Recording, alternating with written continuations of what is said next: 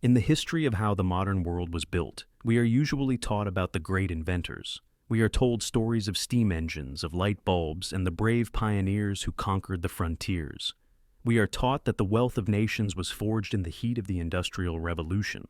But this is the version of history written for the brochures of progress. It is the version that ignores the cold, calculated machinery of risk. If you want to understand why the world looks the way it does today, why some nations are titans of industry and others are perpetual debtors, you have to look past the factories. You have to look at a small, windswept corner of 17th century Amsterdam. You have to find the moment when humanity discovered a weapon more powerful than the musket or the galleon. It was not a machine. It was a piece of paper. This is the story of the first true stock market. It is the story of how a group of desperate merchants created a financial engine that would power the greatest empires in history, and in the process, invented a new way to own the future. To understand this revolution, we must look at the Dutch Republic at the dawn of the 1600s. To the outside observer, this was an impossible nation. It was a tiny patch of mud and reclaimed land, constantly threatened by the North Sea and surrounded by the predatory empires of Spain and France. But beneath this fragile surface, a new kind of energy was stirring. The Dutch were not just sailors. They were the world's first true capitalists. While the rest of Europe was still trapped in a medieval world of kings and peasants, the Dutch were obsessed with the ledger. But they had a problem that was costing them their lives and their fortunes. The spice trade in the East Indies was the most lucrative business on earth. A single ship returning from Indonesia with a hull full of nutmeg and cloves could make a man a millionaire overnight. But the risks were staggering. Half of all ships never returned. They were swallowed by storms, intercepted by pirates, or scuttled by rivals. For a single merchant, one shipwreck meant total bankruptcy. The engine of global trade was stalling because no one person was rich enough to survive the math of the ocean. They needed a way to spread the pain, and in 1602, they found it. They created the Dutch East India Company, the VOC, and with it, they opened a door that could never be closed. In the cold gray offices of 1602, Amsterdam, the directors of the newly formed Dutch East India Company, the VOC, realized they weren't just building a trading firm, they were building a state. But to fund a fleet capable of challenging the Spanish and Portuguese armadas, they needed a mountain of capital that no king or merchant prince possessed. Their solution was a stroke of genius that would fundamentally re-engineer human society. They decided to sell the company not just to the wealthy, but to everyone. This was the birth of the share. For the first time in history, the ownership of a global enterprise was liquidated into thousands of tiny, transferable pieces of paper. It didn't matter if you were a wealthy burgomaster or a lowly maid in a canal house. If you had a few guilders, you could buy a piece of the spice trade. You weren't just a subject of the Republic anymore. You were a stakeholder in an empire. This was the democratization of greed. But there was a catch, a financial trapdoor that the Dutch public didn't initially see. In previous merchant ventures, investors put their money in for a single voyage and got their payout when the ships returned. It was a liquid arrangement. The VOC changed the rules. They told their investors that their capital was locked in. You couldn't simply ask the company for your money back if a ship sank or a war broke out. Your money was now the permanent property of the corporation. This created a desperate problem for the investors. What if you needed your cash to pay a debt or buy a house? If the company wouldn't give it back, you had to find someone else to buy your piece of paper. You had to find a secondary market. And so, on the steps of the Amsterdam Bridge, a new kind of theater began.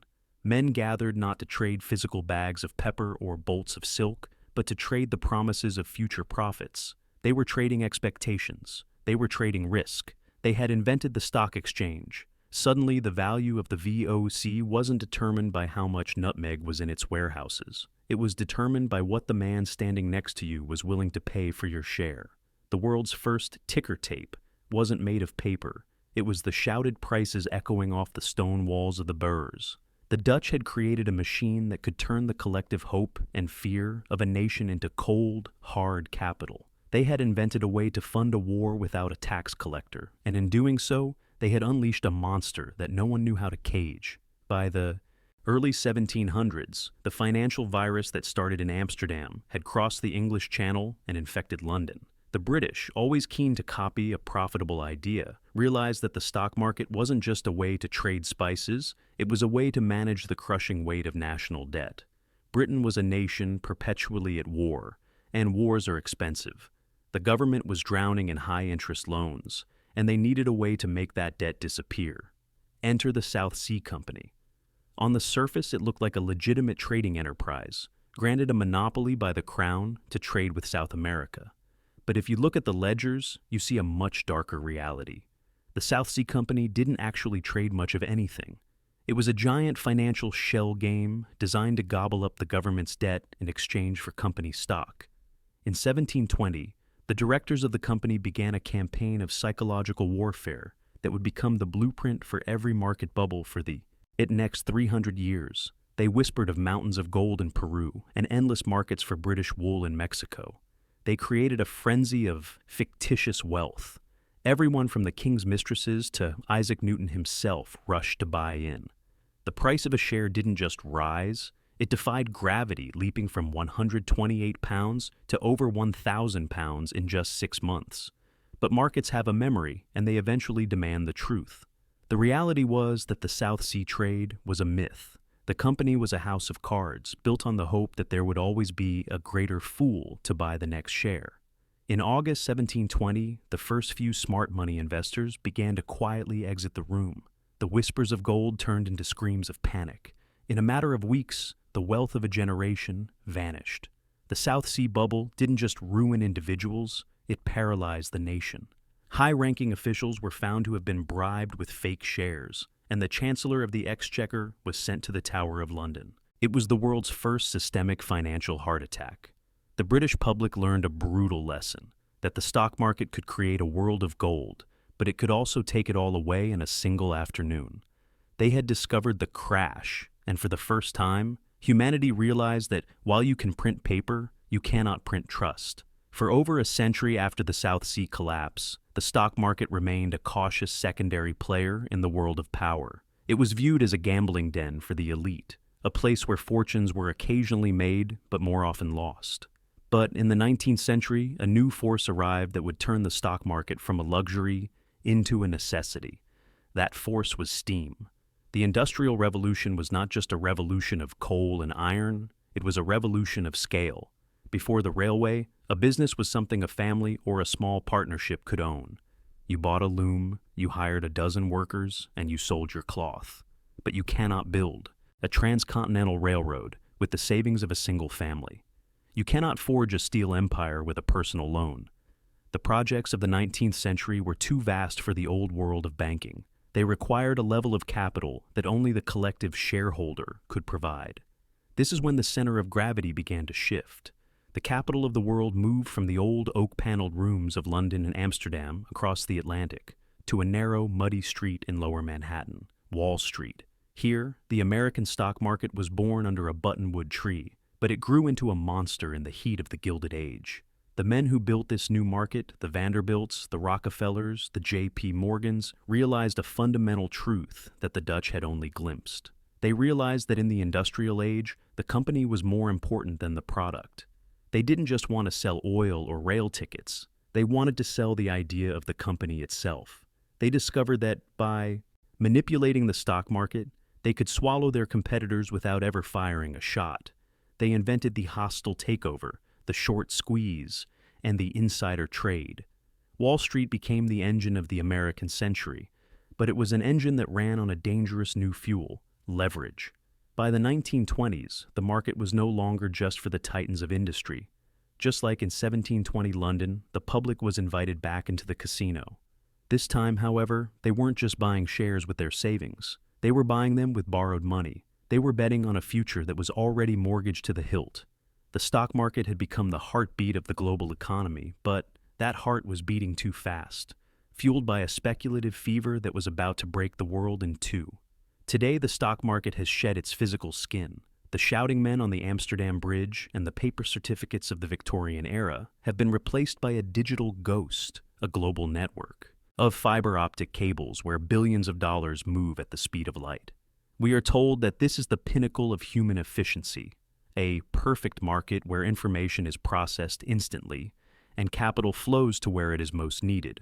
But if you look beneath the glowing screens of the modern trading floor, you will see that the DNA of 1602 is still there, and it is more dangerous than ever. We have entered the age of the algorithm. Today, more than 70% of all trades are executed not by humans, but by high-frequency bots programmed to exploit price differences in the blink of an eye. We have taken the fictitious wealth of the South Sea bubble and automated it. We have created a system so complex that even its creators don't fully understand the feedback loops they have unleashed. In 2010, the flash crash saw nearly $1 trillion vanish and reappear in less than 30 minutes. It was a warning shot from a machine that doesn't care about the value of companies, only the movement of the line. The stock market began as a way to share the risk of a wooden ship in a stormy sea. It was a tool designed to serve the real world, but somewhere along the way, the tool became the master. We now live in a world where the market is often divorced from the economy. We see stock prices hit record highs while the people on the street struggle to buy bread. We see nations pegging their entire survival to the whims of a digital ledger, just as the Spanish once pegged theirs to silver and the Soviets to oil. The story of the stock market is the story of humanity's greatest invention and its most persistent delusion. It proves that wealth is not found in the gold we mine or the goods we produce, but in the trust we place in a piece of paper or a line of code. But trust is a fragile thing. History teaches us that every bubble eventually finds its pin, and every new era of finance eventually meets its 1720 or its 1929.